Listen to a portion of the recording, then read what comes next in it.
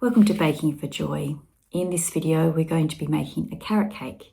You will need to set your oven to 160 degrees Celsius to preheat while we're getting the ingredients together.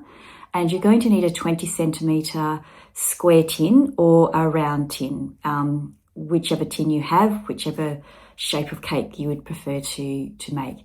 Now, usually with a carrot cake, there are walnuts, and I will add that into the recipe. However, I don't tend to use walnuts in my carrot cake for a variety of reasons. Some people don't like it, some people are allergic to it. So I will leave that up to you. They are definitely optional, and definitely know that for some people, they are an absolute must if you're making a carrot cake.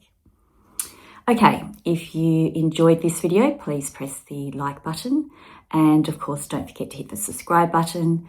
And please check out the other baking recipes that I have got on my YouTube channel. If you're ready, let's bake.